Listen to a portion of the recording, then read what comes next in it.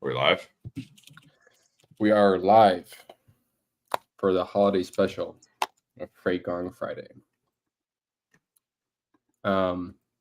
We need What's some up, like man? music or something. We do. We could have like a better intro. We need a jingle. That would be appropriate and well said for sure. Is Paul going to join us from the Arctic Circle, or is he? He said he's going to try. I don't know when. This guy's always coming in from some weird spot on some shitty connection. Him and Tom went to Norway. For those of you guys don't know, but Tom helped. Was on a couple of podcasts with us for Freight Caviar. Do you know that Tom? You know Tom that was one of my first carriers as a carrier rep? Yeah. Well, you were at Echo, right? Yeah. He. I remember I met him because he called in on a DAP posting, and it was like one of the first loads I ever booked. And I ended up calling him basically like every day after that because he was easy to talk to, and he was a good guy, and the load went pretty well, and he gave me a decent rate. But then I ended up losing him as a carrier because that was right when Echo merged with Command, and Command had a rep that like worked with him more, so they gave him to him. And you're like super salty about that? Well, I like understood. I wasn't happy, but it kind of was what it was. But anyway. Great. Yeah. I met Tom actually the first time when Paul had asked him to come out with us, or to come out with him back to the States. And Tom's also like, he was born and raised in the States as well. So cool guy. But yeah, they're in Norway right now, north of the Arctic Circle. And they were interviewing some truck drivers, which was pretty cool. So that I think we actually posted about that not too long ago. So I'll pull that up in a second. But it was, they went, if I'm not mistaken, I'm pretty sure they went skinny dipping into the Arctic. That doesn't surprise me. Yeah. So that it's probably doesn't really help really wearing any clothes anyway when you're in the Arctic Ocean, unless you're wearing some sort of thick wetsuit. But they're all about the cold plunge life. They love the sauna. Like, I think they've probably been to the sauna a bunch of times. But apparently yesterday they told me that it's like an electric sauna, so it only gets up to like 80 degrees. So Celsius? How much is that? 80 Celsius. No, I don't think I don't know if it's 80 Celsius because that's pretty hot. Relatively warm. I don't think it's Celsius. I don't think it's Celsius. I think it's 80 degrees Fahrenheit. Yeah. It has to be Celsius because that's only like 174 degrees Fahrenheit. Well, they were saying is 174 not hot? That seems hot as hell. I'm pretty sure that the sauna I was not too long ago was around that temperature. It's like really hot in the sauna. You were there before. Yeah, I know. But they were commenting on how the sauna was like cold, and 175 degrees does not seem cold. Yeah, it's 150 to 175 degrees is like the average sauna temperature. For traditional sauna, 150 to 175 degrees. So anyway, it's pretty hot, but you don't exactly feel that like when you go into a sauna at all. I've definitely been in a hotter one before, but anyway, all right, let me pull up here. Oh, shoot. Eric the Redbeard, I can possibly make a jingle. Should we have people try making us a jingle? I don't know. How do you even do that? Like, go on some of these shows and they have like cuts and stuff like that, and like an intro sequence. Are you able to do that as like the administrator? Do what? The cut intro? They had like some of these StreamYard shows I'm on. They'll put me backstage and they'll play like a video and then they'll bring you back. Like, oh, I don't know how to do that. We got to get more sophisticated here with this stuff. Dude, look at this sunrise. Oh, that's actually there you go, people. Very nice. Very, very nice. Yeah, I wish we had sunsets sunrises like that in Chicago. Maybe we do, but I guess I just don't face the direction that helps to see. Screen sharing is easiest with 2 monitors. All right. That's great.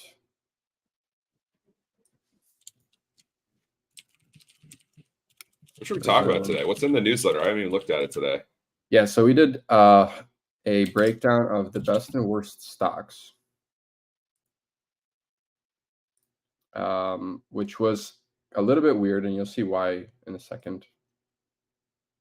All right, so today we did, obviously it's a slightly slow week for almost everybody, but mostly this week was about freight market predictions and best worst freight stocks. So we only had two newsletters this week.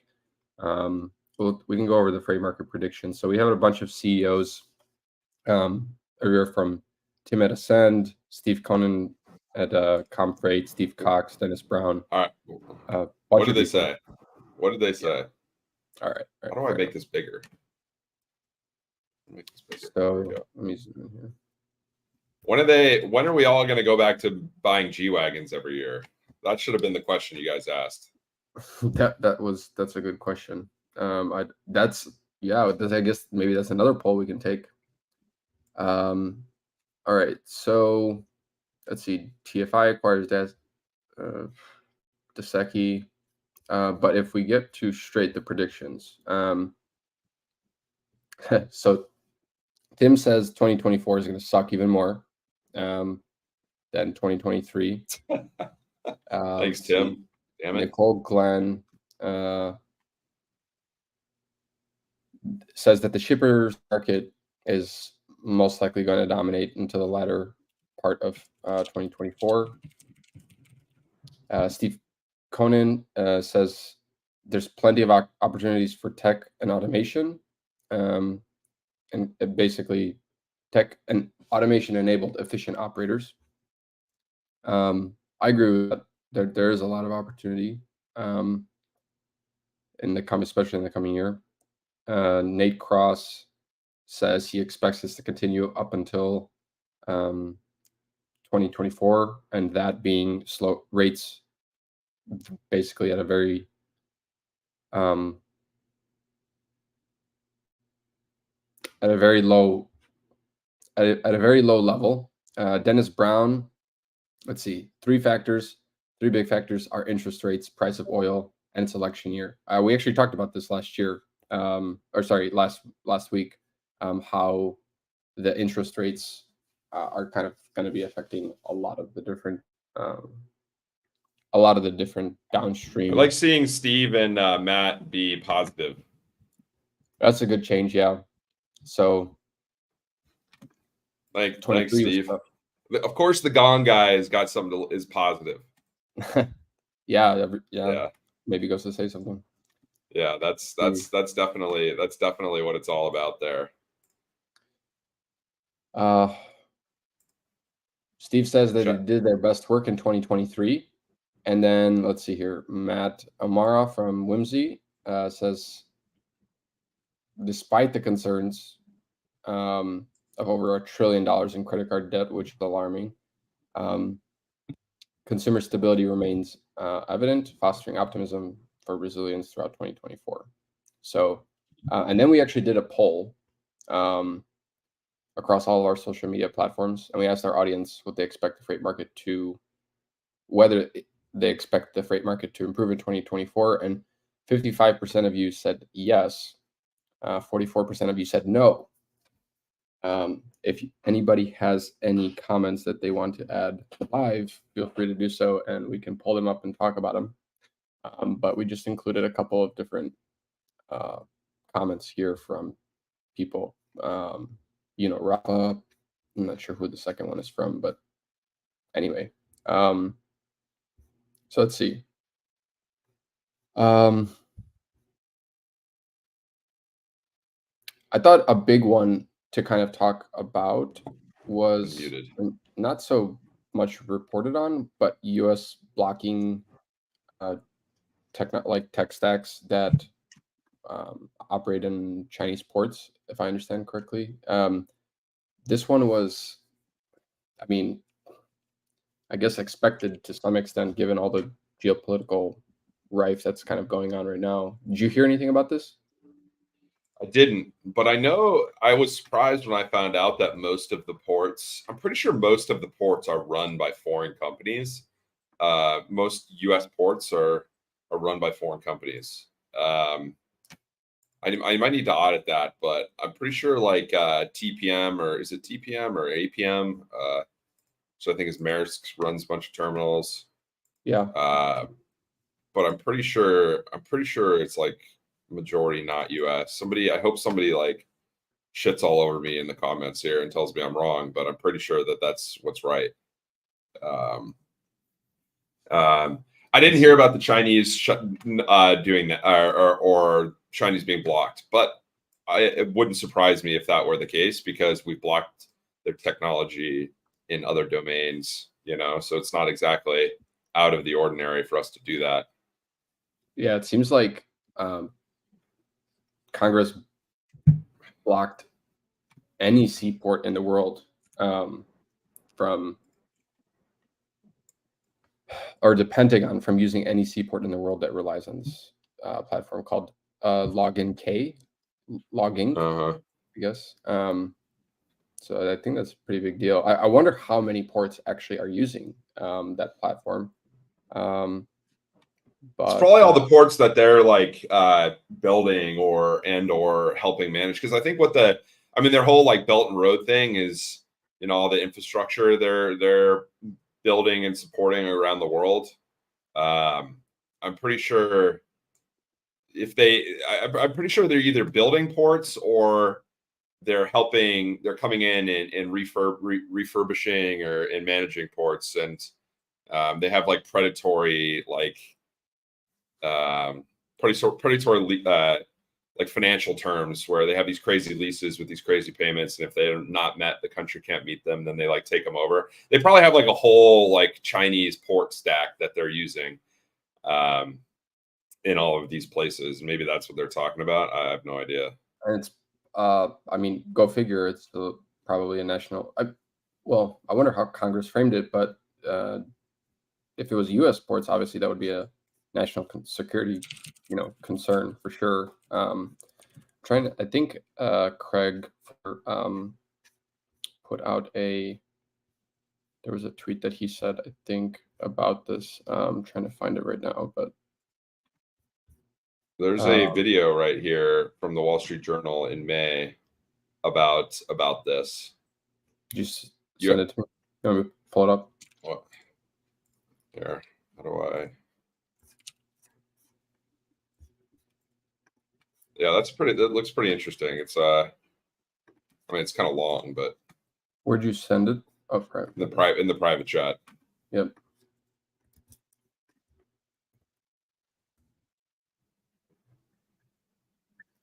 Of course. Come on. All right. Can't hear it. We can't hear it. I don't know why. You can't hear it? You could. No, I can't hear it at all.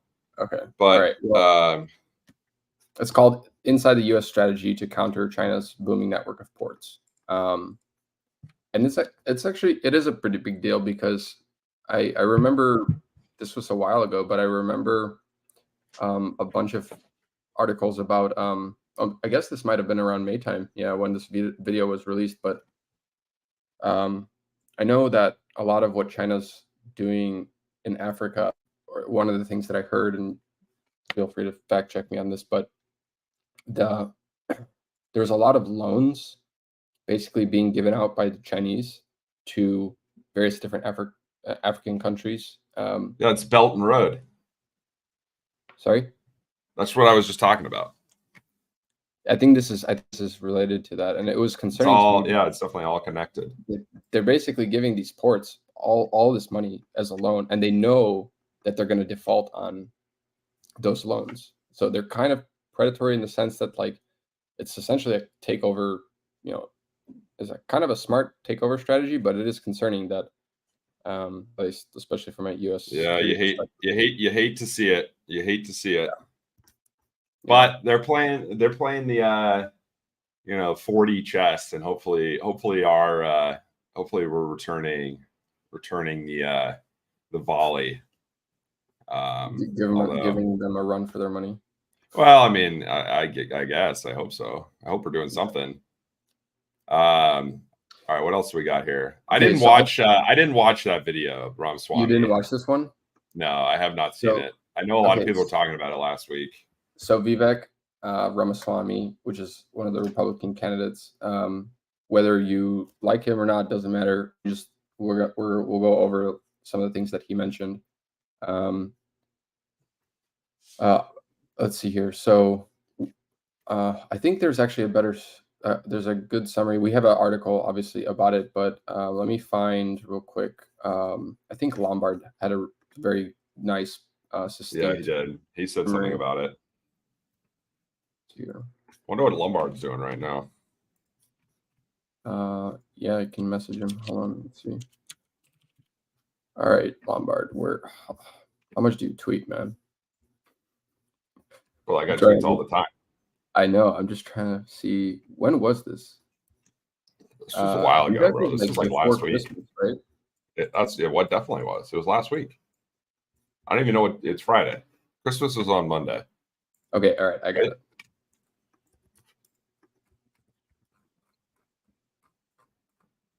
Dude, this thing's long as hell.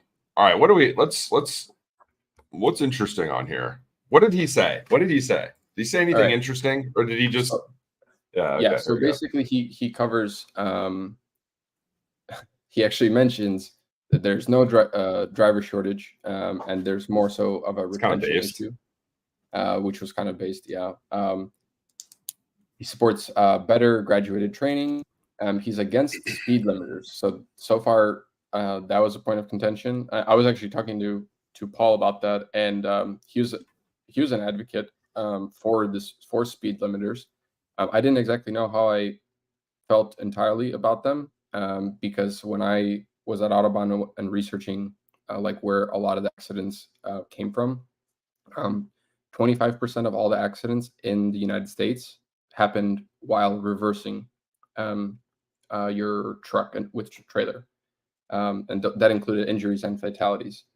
So he said that he feels much safer driving around in Europe because there's an aggressive speed limiter law there, and I believe I don't exactly remember what the speed is, but it's much slower and noticeably slower. Like when you're driving in Europe, you can tell all the trucks are moving way slower than pedestrian traffic.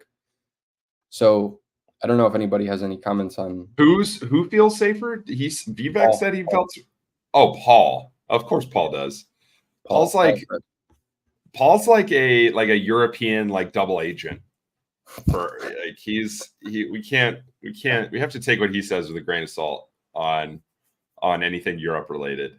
I've driven through Europe. I've rented a car times when I went to work in Poland with Paul, and I personally thought it was I felt a little bit unsafe with how slow the trucks were going. But then again, in Europe, drivers also respect like the rules of the road that you should be following. Or like the rightmost lane is for slow traffic, and then the left lane is for passing only, and you're supposed to speed up.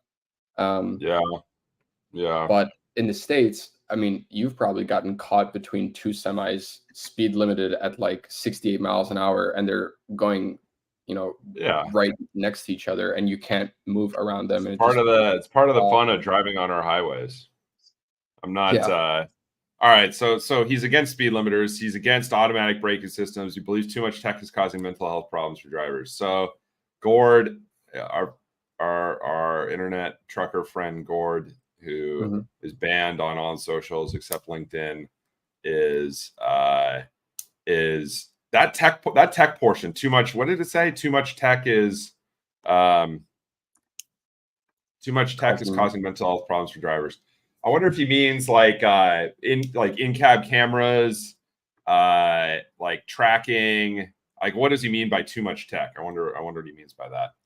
Yeah, that's a good point. Let's see, too much tech. We don't. Yeah, I mean, who knows?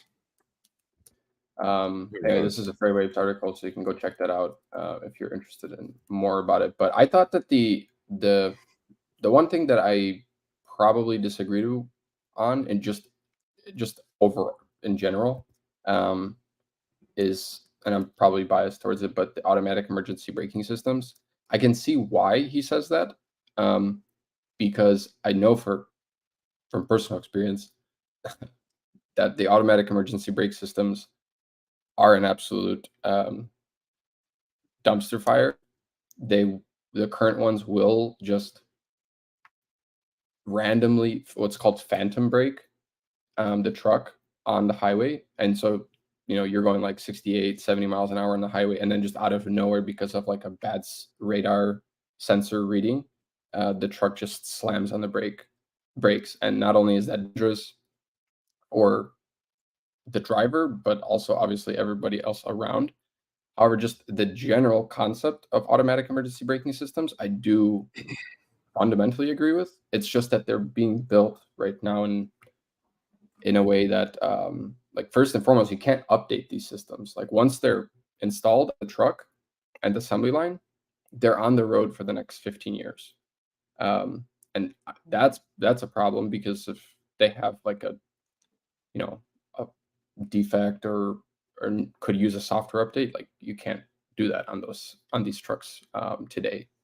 So I don't know that. Yeah, I don't have any opinion on. I've never driven a truck, so I don't have an informed opinion on it. At least, no. You've No, never I've even never sat driven in one? No, I mean, I've sat in one, I've ridden in one, but I've never driven one. So, Well, I'll put it another way. Like, when this was probably what, 2018, 2016, 2017, when I started like asking a lot of drivers about like what tech they're using in their trucks, they said, well, a lot of our trucks come with like the Ford collision warning cameras or the automatic emergency braking systems. And as far as European drivers go, everyone that I talked to, almost probably 90% of them, were saying that, yeah, we just like cut the wires on those things and we just disable them, because either they're super annoying or they're phantom, like, or it's phantom braking like randomly on the highway for me. So none of the drivers seemed like they actually liked these systems, more so either from convenience factor or from actual safety perspective. But so that was eye-opening for me very early on, and then I went through the experience myself when I got a license, and the Peterbilt 2020 Peterbilt that we got, that one phantom braked on me once, too, and everything just went flying towards the windshield. It was a little bit scary, honestly, but so I could see that point, honestly. But yeah, let's see what else do we got. Good. I just sent Jake an invite. Yeah, go for it.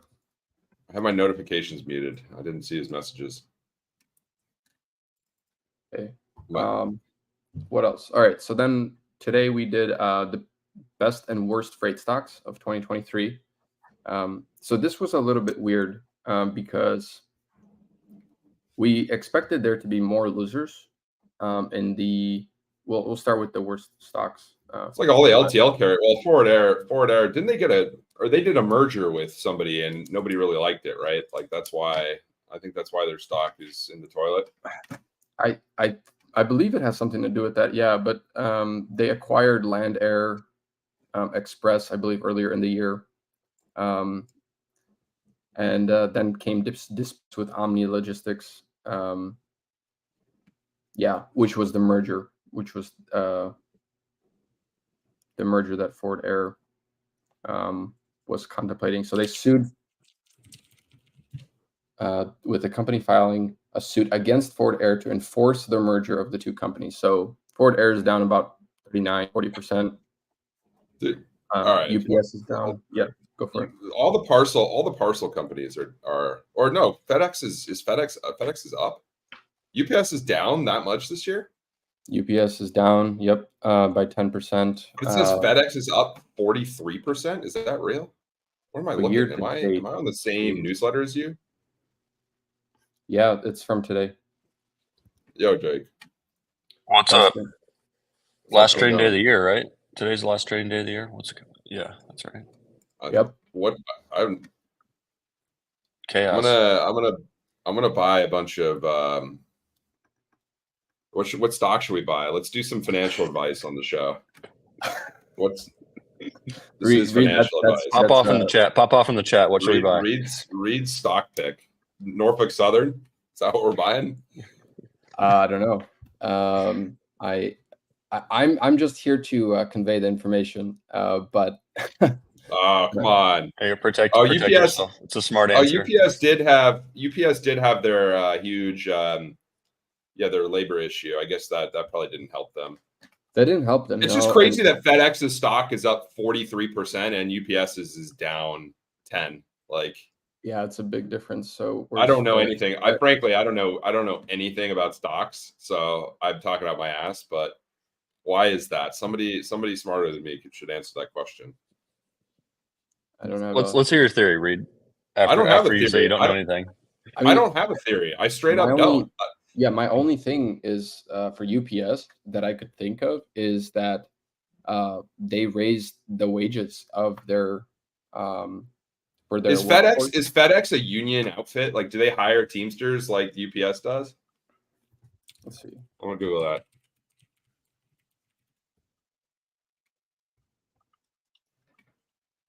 I can't form a union like UPS.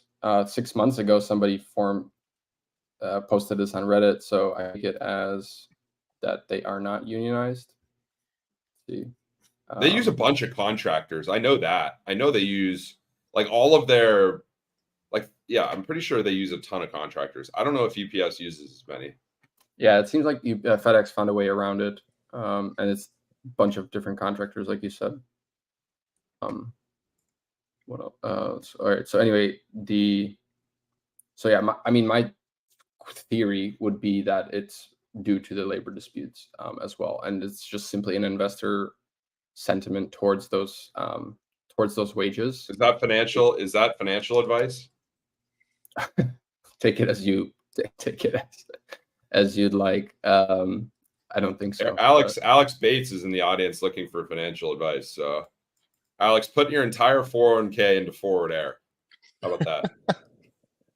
That's actually so funny. It can only go up from here. That's my favorite thing. Like back when I was like more into crypto, something would go down 100% and you're like, damn, it can't go down any lower. But then you're like, oh yeah, it can actually go down like another 100% and then another 100%.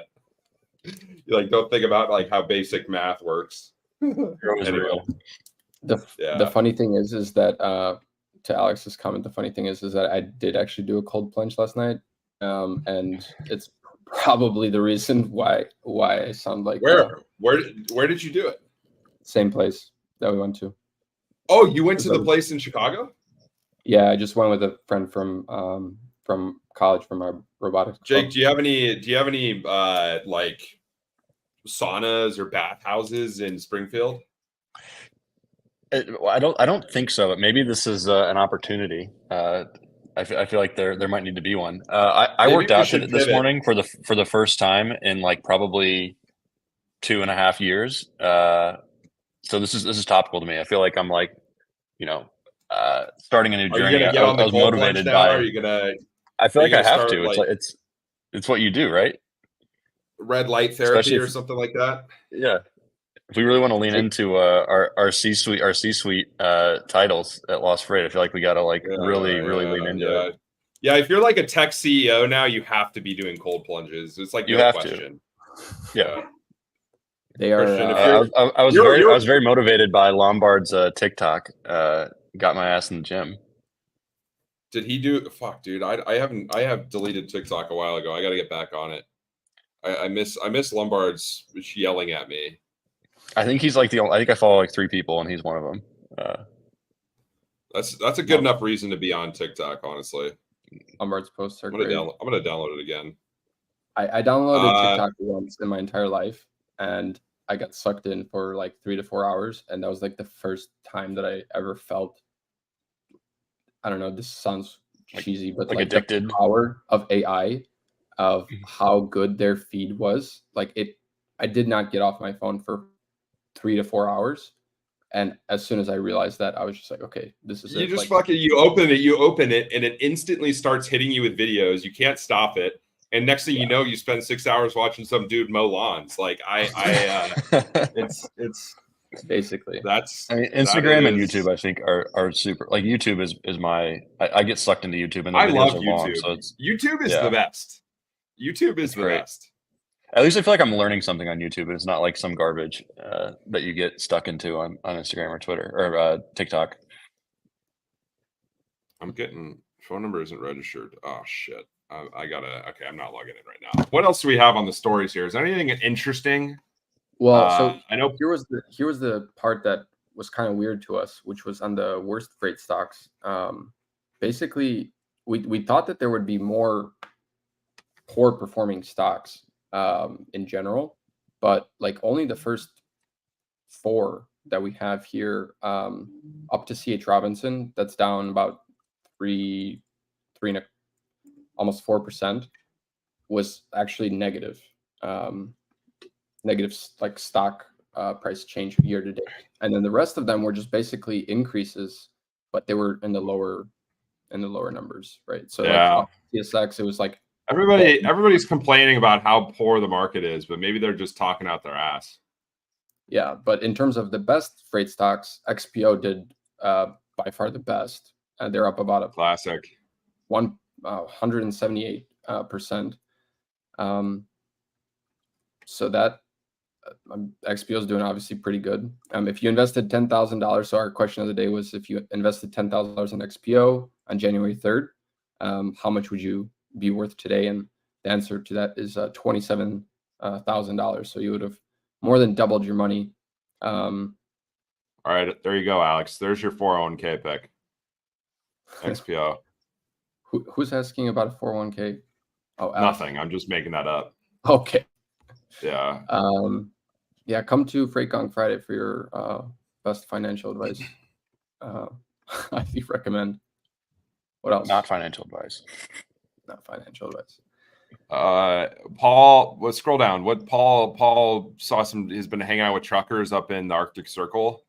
Yeah. I love how every picture Tom takes, he's got his fist up like he's like a UFC fighter. I know he is into like MMA and stuff like that. So I guess he does sense. a UFC talk show or MMA talk show.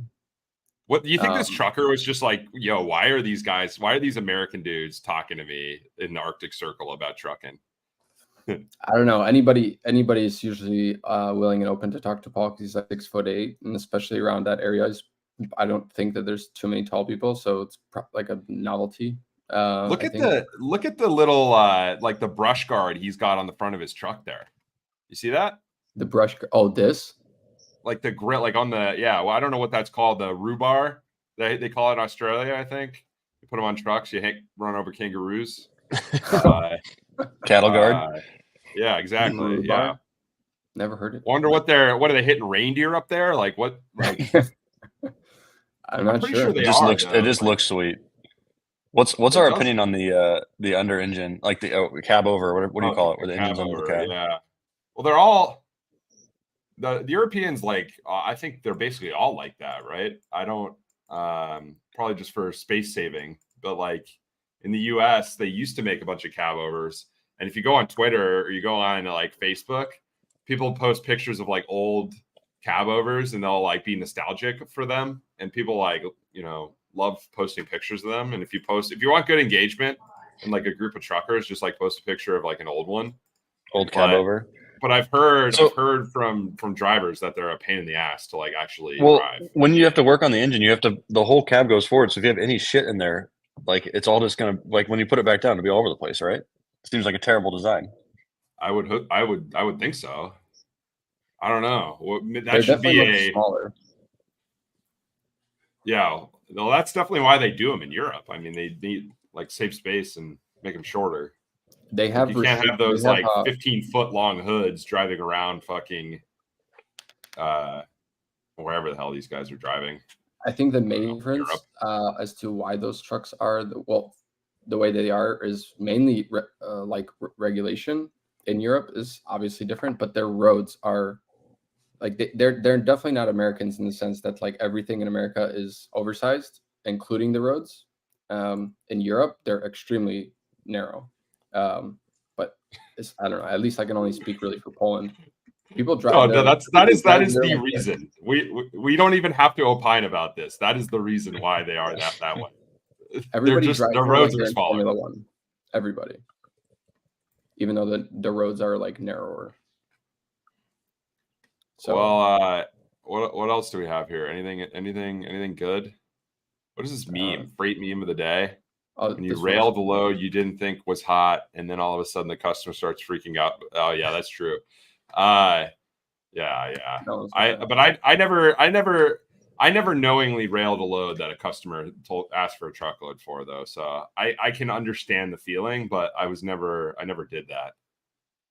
I was never a broker, so I can't say. But it's one of those things. Explain to me why they don't want to go on the rail. Like, what's the like? I know there's like the deceit it can take a while, and there's a lot of like handling of the cargo normally. So it normally transit time, like truck is generally way faster, but because the container will sit in the yard, and then it'll wait for the train, and then it'll take a couple days, and then it'll wait in the yard again, and then somebody has to pick it up, and then so it takes a while longer, and sometimes like shady folks, or not even necessarily shady, but sometimes shady carriers will like pick up in a dry van in like a normal 53 trailer, and then take it to a warehouse and put it on a rail container, like break the door, like open the doors, take the freight off, put it on a different trailer, put it on the train,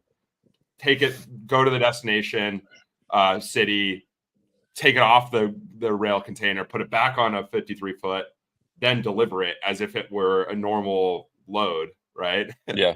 And try to kind of pull the wool over the eyes of the receiver or the customer. And that, they might have driven the fork truck through it. There's like generally commingling. So like there's a bunch of crap that goes wrong when people do that. But it's unfortunately very, very, very common.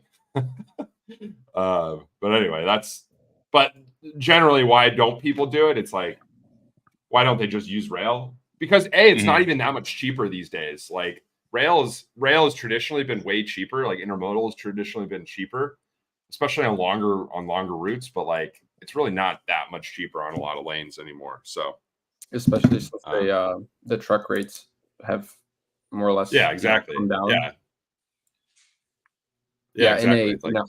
In a hot freight market, rail becomes more attractive from a price standpoint if you're not dependent on like a timely delivery, because price wise it stays competitive. And then we have to use these the Freight Gong Friday to educate Jake on freight, because he doesn't know anything about freight. I know everything. I know tons about freight, Reed. Yeah, I know. Yeah. What else? All right. So since this is the holiday special, basically wrap up last stream of the year, let's maybe ponder about let's talk about, I don't know, what were like the top highlights from freight of the entire year that you remember, Reed. We had everything. I think the Suez Canal, the first incident was this year, or was that? No, the Suez. No, that was in 2021, I think. Oh, no, that was a long time ago. Okay. Yeah, it feels like it was this year. When the ship went sideways in it, the Ever Given or whatever. Yeah, that was in 2021. I'm pretty sure, but I could easily make that mistake as well. No, I think the Red Sea stuff, and as of late, is the most interesting to me. I don't know if it's the most impactful, but it's the most interesting. YRC yellow, that was huge, obviously. Yep. The YRC was pretty big. The spinoff, I think, of RXO, That was also pretty big. Was that this year? I have no idea. Let's see. You're just referencing a bunch of old shit, man. I'm trying to think. I'm trying to hit ones that happened this year. Jake, what's your most interesting freight story of the year, Jake? I knew you were going to put me on the spot. I don't know. Yeah. I really enjoyed your Twitter space, the recent one that you're just talking about. Oh, that was pretty cool. Red Sea. The video of the like the pirates and the helicopter. Oh yeah, like taking over the container ship. Yeah. That was wild. It felt like video game stuff. Yeah. They've definitely stepped up there. The Houthi rebels have definitely stepped up their social media game. I know they have I don't know if they're real or not, but there's like propaganda type videos that these guys are putting out. That's pretty interesting. Well, Christian, what's your story? Well, it was more recent, but I thought that the Trevor Milton story, it evolved over time, obviously. So he had Is that the Nicola guy or Nicola? Yeah, the Nicola founder. He got, I believe, I forgot how many years he got, but it was about 2 weeks ago. He got 3 or 4. So he joins those famous list of Forbes founder, faces that appeared on the Forbes magazine that were all touted as the next Steve Jobs of tech, that all went to jail. So what was his comment about HTML that he said? That was probably my favorite comment ever by a CEO in tech. But his comment basically was that he said this publicly to investors, that HTML5, which is a programming language used to program websites, was being used on the Nikola truck by their supercomputer. That's right. Yeah. And the That's entire chill as truck fuck, dude. system was being built using the latest HTML5 programming language, and it's obviously bullshit. But that was said, I think, in like 20. I'm trying to think of an analogy for non-tech people. What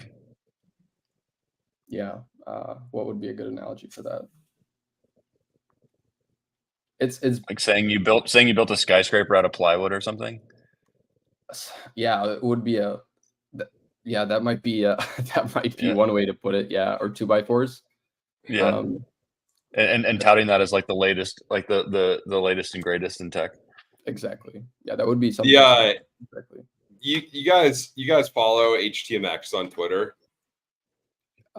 Yeah, more. I mean, I heard. Yeah, I don't really follow it too much, but the account is. I've never actually used it, but the account is hilarious because it's entirely a shit post. And they released a book called like HTML, the programming language, and did somehow did all the loops and shit like that were required for a programming language in HTML. Actually they did it. So maybe Trevor Milton was just really early on using HTML to just do everything. I gotta find this. It was pretty fucking funny. So I think Nikola, obviously, like the Nikola the Nikola Tre, TRE, was using a European cab as their kind of their foundation for that truck that they were making, and they, as far as I'm aware, I don't know of any other company in the U.S. that's doing kind of like the European cut cab over with the flat front. I did actually see a Nikola truck for the first time here in Chicago on 294, pulling a container. I don't know where it was going. It was probably going to the rail yard down south on 294. But I don't know. I thought that was pretty cool to actually see that they actually have a truck that is on the road. But at that time, this didn't happen this year, but part of all the controversy around Nikola started with this bombshell report investigation done by some research firm, and basically they found out that Nikola did their demo early on, I think in 2020 or before that, where they made it seem like the truck was driving with its own powertrain. It was supposedly a hydrogen truck, maybe even partially electric, but they just pushed this thing down a hill and they let it roll. And they angled the camera in such a way where it seemed like it was on a level surface or even slightly climbing. It's awesome, man. And that was... It's like remember when Tesla's like first AI robot and it was just like a guy in a suit, like walking around? Yeah. Yeah. I remember on Tesla's AI Day. That was pretty fun. Yeah, that's maybe he'll have fun in prison. I don't know. 4 years, that's how much he got. Yeah. 4 years. Yeah, he'll be all right. He'll come out and he'll start another one. Maybe by the time he gets out, like self-driving trucks will be I don't know, closer. Probably not though. No. That's some big What else? What is this year was pretty good though. I thought it was a good year. I know everybody's like hurting because the market stinks, but apparently not too much because all these companies like stocks aren't down that much. But that's probably not a good proxy for how the individuals are doing. I know there's a lot of drivers, especially in carriers, who are struggling. So I'd like to see that improve in 2024. Hopefully we can, but at the end of the day, it's like people need to exit the market for there to be, an equilibrium reached. Either that or demand needs to somehow like skyrocket, which I don't know what's going to skyrocket demand, in the near term. Unless we have like fucking World War V or something like that, but hopefully that doesn't happen either. This isn't exactly trucking related, but I think it was yesterday, Tim actually posted this on LinkedIn where this new rise of the buy now, pay later services like Affirm or Klarna, they're more or less bypassing this traditional credit check. And it's basically phantom. It's like what's called like phantom debt. So provided that they simply approve you, and all you need to do is essentially just enter in your phone number and your basic details. On the spot, they approve you for, I don't know, some larger purchase amount, and it's mostly online purchases. And the total debt, I think, for buy now, pay later services, I'm going to pull this up real quick so that I'm not speaking out of my ass, but I think it was something close to 900. It's a lot. It's a lot, yeah. Is that the synopsis? The synopsis, yeah. So anyway, it's quite a lot, and people are basically going towards buy now, pay later services to get around like their credit limits and whatnot. And the reason I'm mentioning that is because that's might be propping up some of the economy. I don't know how much of it, but consumer spending seems like it's still well, the economy is about to be stimulated again right now because I'm signing up for a Zyn account on their website.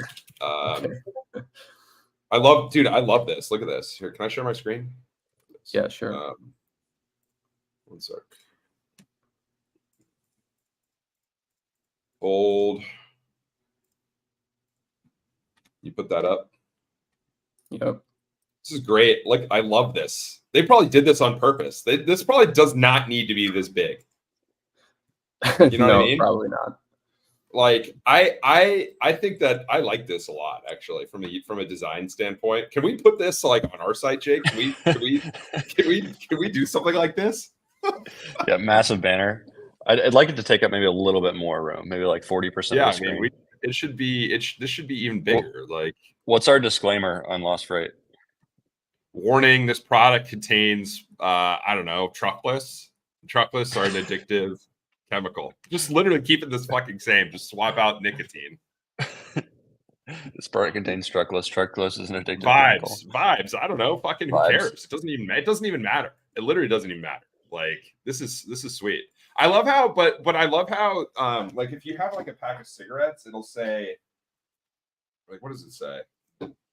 Like, the cigarettes will say like causes cancer and emphysema and stuff like that. But this only has to say that it's an addictive chemical. It doesn't say that it'll kill you.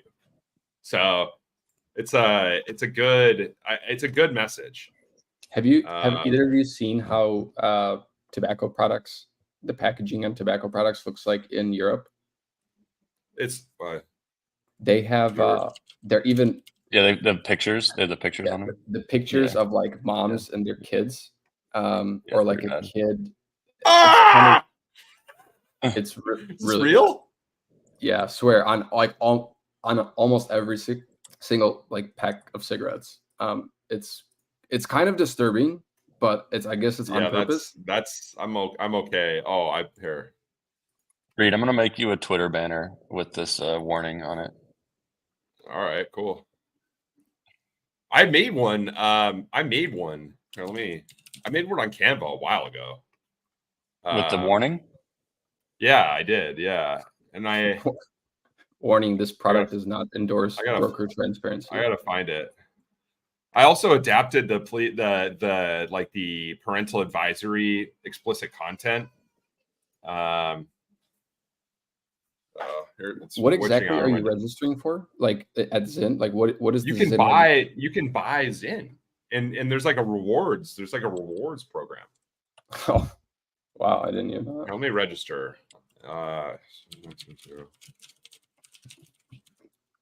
Okay, there's one story about did you guys hear about the SWAT standoff with the truck driver? I thought that was I did. The video was crazy. Wild. You want to pull that up real quick? Here. You do it. I'm registering for Zyn. Okay. All right. So there was this crazy SWAT, I think it was like a robotic arm or something like that, which they were using. Doesn't seem like it's in this video here. So I will first find that better video. And then we can watch it. But it was pretty crazy because it was a low-speed chase. Some semi in Texas was driving, and then they brought out this robotic arm. It seemed like a robotic arm, and they started like swiping at the passenger side door and starting to pull it off while the driver's inside. What had he done? What had that guy done? Honestly, I don't know. I think he was just simply evasive. They sent a dog. They sent an attack dog into the truck too. Like the guy must have been considered dangerous. I have no clue. SWAT. Oh yeah, here we go. All right, I got it. So, am I showing this? No, I'm not. No, there you are. So look at this. This is like just straight up rams it. Oh, I think there is an operator inside. What the hell did this guy do? Like, you have to have done something pretty serious for this to be what happens. It was a slow highway speed chase. No idea. But this is nuts. He was just like trying to take off the entire passenger side door, all while it's smoking on the inside. This was wild. Well, yeah, that's was there like a bomb threat or something? Like, why would they use this machine? Just no. Just because they can. Yeah, it seems like that wheel is still spinning. Corey said that he didn't pay his IFTA on time, and that's why they did it. Yeah, roadside inspection. This is a typical DOT roadside inspection. Oh my god, it's pretty wild. Anyway, Well, I think next week we should do like a what we're looking forward to in 2024 show. A little bit more optimism. Yeah, that would be great. Yeah, let's look forward to some good stuff. That would be cool. Cool. Yeah, let's do that. All right. I think we'll wrap it up here. And looking forward to the optimism next week as well. So all right. Hope everybody has a good new year, and we will see you next week. See ya. All right. See ya.